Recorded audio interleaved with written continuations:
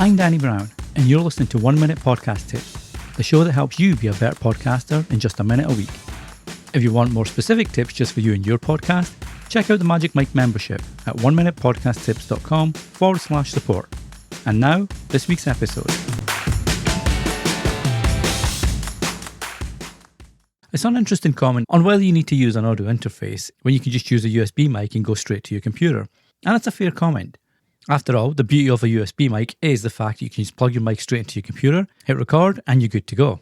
However, while that process is simple, the question of whether you need to use an interface isn't quite as simple.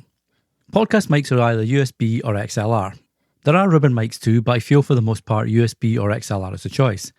Now, as I mentioned, USB mics are great that they can plug straight to your computer and start recording using whatever software you have installed, so Audacity, GarageBand, etc.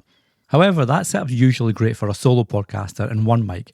Start to add more podcasters, or guests, or hosts, and multiple USB mics into one computer, and it all becomes a nightmare. On the other hand, XLR mics, the ones with 3 pins on the back and dedicated cables, require an interface. But these can support multiple mics, and many come with processing effects you can use while recording, as opposed to afterward in editing or post-production. The Rodecaster Pro or Pro 2, for example, as well as other less expensive interfaces, have features like EQ, de-esser, noise reduction, compressors and more, and these give you amazing sound before you even start recording. Audio quality is also usually better because of the connection and the control you have, etc. That being said, some of the newer USB mics, the Shure MV7 or the Rode PodMic USB as examples, offer you software that lets you add the kind of stuff normally reserved for XLR mics, so quality sound settings before recording. Though technically I guess you could then call these apps or software the equivalent of an XLR interface.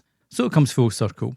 So whether you need an interface or not really depends on, are you a solo podcaster? Does your USB mic have software that allows you to add processing before the recording? Or do you need more control over the mics, the setup and the sound?